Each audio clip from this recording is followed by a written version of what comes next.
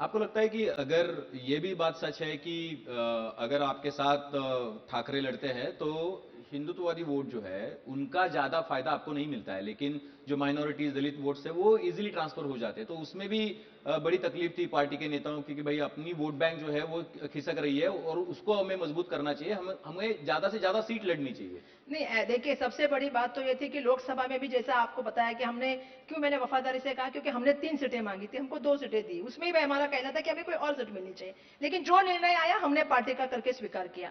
विधानसभा में भी हमारा कहना था कि हमें मिलनी चाहिए, नहीं मिली तो उसमें स्वीकार किया। पर जब हमसे चर्चा ही नहीं हो रही है, जब हमको बोला नहीं जा रहा है, पूछा नहीं जा रहा है, जब जिस अलायंस के साथ वो बात करे उसके साथ हमारी विचारधारा नहीं हो सकती साथ में जाने की, तो वहां पे संघर्ष करने का और वहां पे बात करने का कोई संघर्ष और मतलब अगर नहीं। राज ठाकरे साथ में नहीं आते थे उद्धव ठाकरे के, तो आप साथ में जाने के लिए कोई नहीं दिक्कत नहीं थी? देखिए, तो हमारी अलायंस तो पहले थी ना, हमने कहा ना बोल दिया, और पहले तो इस थी। इलेक्शन के बाद भी महाविकास आघाड़ी का एग्जिस्टेंस रहेगा नहीं रहेगा? देखिए ऐसा है कि आज की परिस्थिति में हम लड़ रहे हैं, और आज की परिस्थिति में वंचित आघाड़ी, रासपा और आरपीआई के गवई गठ के साथ हमारी आघाड़ी है। जैसा मैंने कहा कि जिनके साथ हमारी सोच मिल सकती है, जो हमारी सोच है, जो हमारी विचारधारा है, उनके साथ हम गए हैं। तो इसी विचारधारा के, और मुझे पहली बार आप कहना पड़ेगा कि एक ऐतिहासिक ऐसी जो है वो अलायंस पहली बार हुई है, आघाड़ी हुई है, जिसमें वंचित आघाड़ी के साथ हमारी अलायंस है, साथ ही साथ में आरपीआई के गवई गठ के साथ भी और रासपा के साथ। तो हमारी अलायंस जो बनी है एक विचार पे बनी है, जैसा मैंने शुरुआत में कहा था कि एक संविधान करके बनी है, और मुझे इस बात की खुशी है कि ये ऐतिहासिक जो है शुरुआत मुंबई से हुई है, और मैं अपेक्षा करती हूँ आने वाले दिनों में आघाड़ी तो ये मजबूत सवाल होगी। तो पूछना पड़ेगा, आप वंचित बहुजन आघाड़ी के साथ पहली बार आपकी अलायंस हुई है, तो क्या कांग्रेस के साथ प्रैंक हुआ? बिकॉज ऐसा है कि जब बंटवारा हुआ सीटों का और नामांकन भरना है आज, तो आज सुबह आपको बताया गया कि उनको जो सीटें दी गई है उसमें से 16 सीटें ऐसी है कि जिसके पास उनके पास उम्मीदवार ही नहीं है। तो क्या, और वो सारी सीटें वंचित बहुजन आघाड़ी, मैंने चेक भी किया, उसमें से बहुत ज्यादातर सीटें जो है वंचित बहुजन आघाड़ी बीजेपी के सामने लड़ रही थी। तो एक तरीके से आपको समय भी नहीं मिला कैंडिडेट ढूंढने के लिए, उसको पर्चा भरने के लिए, कितने भर पाए पता नहीं, लेकिन एक तरीके से वो बीजेपी को दिया गया हुआ एक नो बॉल था। नहीं देखिए, ऐसा है कि जब आप आघाड़ी करते हो, सीटों का बंटवारा होता है, फिर उन्होंने जब हमें बताया, बिल्कुल कई जगहों पे जो है हमने अपक्ष उम्मीदवार को जो है समर्थन दिया है, पुरस्कृत उम्मीदवार करके उनको घोषित किया है। अगर कई जगह पे जो है वो हमारे कांग्रेस पार्टी के उम्मीदवारों ने फॉर्म भरा था, उनको भी हमने घोषित किया है। तो बिल्कुल हमारी आघाड़ी जो है वो पूरी तरह से मजबूत है, और आने वाले दिनों में लड़ने का काम करेंगे। और जहां आप कई बातों का जिक्र कर रहे हैं, तो कुछ लोग हमारे जो कुलाबा में पहुंच भी नहीं पाए, वो फॉर्म भरने के लिए गए, 3 घंटा उनका फॉर्म का स्कूटनी बाहर कौन कर रहा था हमें पता नहीं। उनके पास टोकन नंबर था, उनके पास पैसे दी हुई रिसीट थी, लेकिन खुद विधानसभा के अध्यक्ष अंदर बैठे थे अपने स्टाफ को लेके, अपने पदाधिकारियों को लेके, 3-3 घंटा लोग बाहर खड़े थे। मैंने खुद फोन किया कि हमारा कैंडिडेट वहां पे बाहर खड़ा है, उसका फॉर्म ले लीजिए। हमारे साथ अमीन पटेल जी थे, उन्होंने फोन क्या करके हुआ बोला। वहां पे? वहां ये हुआ कि 3 घंटा लोगों को बाहर जो है वो स्कूटनी फॉर्म कर रहे थे सब, कि भाई अभी स्कूटनी, जबकि स्कूटनी बाद में होती है, फॉर्म रिजेक्ट करना है कि नहीं करना है वो बाद में किया जाता है। कुलाबा ऐसी जगह है जहां पे स्कूटनी पहले हो गई, 3-3 घंटा कैंडिडेट को बाहर रखना पड़ा। उसके बाद उनके ऊपर इतना दबाव डाला गया, अंदर जाने के लिए जगह नहीं थी। रात को हम लोग फोन कर रहे 6-7 बजे कि भाई हमारा कैंडिडेट खड़ा है, उसके पास टोकन नंबर है, उसने पैसा भरा है, तो कम से कम फॉर्म तो ले लीजिए, आप जब कह रहे हैं कि टोकन है तो अंदर अलाउड है। लेकिन बिल्कुल नहीं जाने दिया। दूसरे दिन जब हमारा कैंडिडेट को, अगर आपके डॉक्यूमेंट में कुछ कम ज्यादा कर सकते तो हम सुबह भी गया, तो भी सुबह 9:30 बजे वहां पे कौन उपस्थित थे? तो विधानसभा के अध्यक्ष वहां पे अंदर उपस्थित थे। जिस तरह की दमदाटी उन्होंने की, मेरा अपेक्षा यह थी कि राज्य निवडणूक आयोग खुद सुमोटो उनके ऊपर एक्शन लेगा। जिस तरह से महाराष्ट्र में आज चल रहा है, क्या चल रहा देखिए, है महाराष्ट्र में? नहीं महाराष्ट्र में आप देख रहे हैं, मैं आपका एक जगह पे बहुत अप्रिसिएशन करूंगी कि आपने कहा कि पहली बार महाराष्ट्र में सुबह 5 बजे महिलाओं को पुलिस प्रोटेक्शन में जाके किसी मिनिस्टर के बीवी के सामने फॉर्म भरना जाना पड़ रहा है। आप सोचिए, बार बार कल की प्रेस कॉन्फ्रेंस आप अमित हटम की देखेंगे तो बार बार कह रहे थे कि वोटर लिस्ट में ये होता है। अरे वोटर लिस्ट राज्य निवडणूक आयोग इसके महीने पे काम करता है। महाराष्ट्र में कभी आपने देखा था कि कोई एमएलए जाके बता रहे कहां वोट करना है मतदान केंद्र के अंदर, और वोट करने के बाद नारा होता है, वहां पे मोबाइल की शूटिंग होती है। आपने किसी को फर्जी पकड़ा और किसी एमएलए का बेटा आके उसको छुड़ा रहा है, कभी महाराष्ट्र ने देखा था?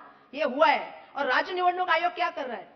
मेरा सवाल है कि राज्य निवडणूक आयोग का काम है कि पारदर्शिता से, गुप्तता से मतदान करे, लेकिन वो काम नहीं कर, तो किसके कहने पे कर रहा है? एक तरफ अमित साटम बार बार आरोप लगाते हैं, तो मेरा कहना है कि राज्य निवडणूक आयोग जब लिस्ट बनाता है, वोटर लिस्ट, तो उसको रेक्टिफाई करता है, टेस्ट करता है, वेरीफाई करता है, फिर प्रिंट करता है। और आप कल बैठ के उसके लिए आरोप लगा रहे हैं कि इनके नाम आते हैं, ये नाम बढ़ाते हैं। अगर तो अगर इस ये तरह के इस अगर तरह के आरोप लगा के जानबूझ के धर्म की राजनीति करने के सिवा उनके बताइए ना मैनिफेस्टो में क्या लेके आए? कि घन कचरा का व्यवस्थापन कौन करेगा? जो थोड़ी देर पहले हम लोग कह रहे थे, एक मोनोपोली चल रही है, मिठी रिवर भी जाएगी, घन कचरा का व्यवस्था का टेंडर भी जाने वाला है किसी एक ही आदमी को, तो एक ही आदमी इस पूरे मुंबई को चलाएगा? हमने देखा बीच में जब इंडिगो के प्लेन, जब आपने देखा बीच में 5 दिन जो परिस्थितियां थी, कौन था वहां पे? हम गए थे वहां पे पानी का और बिस्किट का एक डब्बा लेके और पानी का बोतल लेके, क्योंकि लोगों को यह परेशानी थी कि घर पे पहुंचेंगे कि नहीं पहुंचेंगे, उनको पता नहीं था उनका बैग मिलेगा कि नहीं मिलेगा। बेटी अंदर गई, माता पिता बाहर खड़े थे। आप वर्षा जी जब बात करिए, इलेक्शन कमीशन जिस तरीके से कार्रवाई कर रहा है या फिर काम नहीं कर रहा है, और सरकारी पक्ष या सत्ता पक्ष जिस तरीके से बर्ताव कर रहा है, उसकी बात करी थी, लेकिन यह भी तो पहली बार हुआ ना कि कांग्रेस बीजेपी के साथ खड़ी हुई गठबंधन में अंबरनाथ में, क्या, और आरोप लगा कि भाई ये अंदर की बात है, कांग्रेस बीजेपी के साथ है। जिंदगी में कभी भी जो हुआ उसका हम कभी भी, जो जिंदगी में कभी नहीं होना चाहिए, ये हमारी भूमिका है। हमारी विचारधारा में तो कल ही कहा कि उनके और हमारी विचारधारा में कितना फर्क है। हमारी विचारधारा संविधान तो कैसे हुआ, कैसे नहीं, जो किया उसको सजा देने का काम भी हुआ, उसके ऊपर एक्शन भी हुआ, और उसको जो है वो सस्पेंड करने का भी काम हुआ, और सब कुछ हुआ, उसके ऊपर एक्शन हुआ। और उसके बाद आपने उनको रास्ता तैयार करके दिया बीजेपी के पास जाने का। आज तो रविंद्र चौहान के साथ में जाके वो बैठ गए बीजेपी में शामिल हो गए। ऐसे लोगों को कांग्रेस पार्टी कभी लेगी भी नहीं, और जिंदगी में वो कभी आएंगे भी नहीं। पहली चीज, महाराष्ट्र प्रदेश के अध्यक्ष को हमने भी कहा है, वो सभी एआईसीसी से भी उनको कहा है कि इस तरह की घटना होनी नहीं चाहिए थी। जो लोकल लेवल का था लीडर ने वो काम किया, उसके ऊपर एक्शन हो गई है। एक तो मैं आपसे कहना चाहती हूँ कि उनकी विचारधारा और हमारे विचारधारा में बहुत अंतर है। उनकी विचारधारा मनुवाद की विचारधारा और हमारी विचारधारा देश के संविधान की है। मैं हमेशा कहती हूँ ये अंतर इतना बड़ा है कि ये दीक्षा भूमि से लेके रेशिम बाग तक का अंतर है। नेताओं के लिए बहुत छोटा हो जाता है, जब कभी हो जाता है तो हमने बहुत सारे ऐसे नेता देखे जिनके लिए वो अंतर बहुत छोटा पड़ गया। हमने अशोक चौहान जी को भी देखा, हमने कांग्रेस के बहुत सारे बड़े नेताओं को देखा, उनको ये सवाल आपको बीजेपी को पूछना चाहिए ना, जिनके ऊपर इल्जाम लगा है उनको पार्टी में लेके ऐसी कौन सी वॉशिंग पाउडर डाली और ऐसी कौन सी मशीन में धुला के लेके आए? अभी तो उप मुख्यमंत्री जो है वो दोनों का क्या था पता है आपको? दोनों का किसके ऊपर ईडी की इंक्वायरी लगी थी, किसकी फाइलें बंद हो गई, ये तो आप पत्रकार मुझसे अच्छे से जानते हैं, मैं भी जानती हूँ, आप भी जानते हैं। अशोक चौहान जी वहां क्यों गए, आप भी जानते हैं, मैं भी जानती हूँ।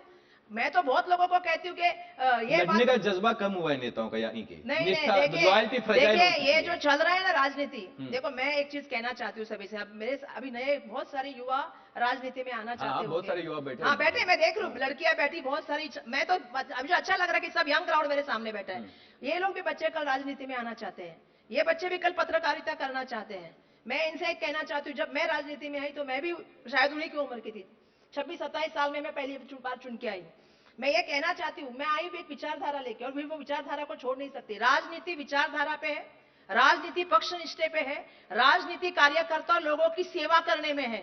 ये जो अभी राजनीति चल रही है, अभी नई राजनीति भाजपा ने परिभाषा की है, ईडी सीबीआई इनकम टैक्स का इस्तेमाल करो, चुनाव आयोग का इस्तेमाल करो, और उसका इस्तेमाल विरोधक पे करो।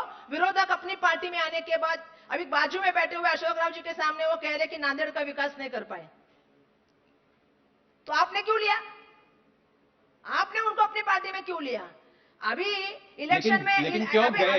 इसका भी तो इसका नहीं, अरे भाई मुंबई का सवाल है तो मुंबई पे मैं आती हूँ। चलो ठीक है। अभी भाजपा और एकनाथ शिंदे एक साथ है, अजित पवार जी की पार्टी अकेली लड़ रही है, कि नहीं लड़ रही? किसके नेतृत्व में लड़ रही है? उनकी बेटी जाके बैठेगी सत्ता स्थान के ऊपर, सत्ताधारी पक्ष के साथ में वोटिंग करेगी भाजपा के लिए, बराबर है? उप मुख्यमंत्री बन के अजित दादा मंत्रिमंडल में बैठेंगे, और फिर अकेले क्यों लड़ रहे? क्यों कर रहे हैं ये सब? वोट काटने के लिए। भाजपा ने, मैं और आप महाराष्ट्र से हैं, यानी कि आपको लगता है कि अजित पवार की पार्टी यहाँ पे वोट काट रही है?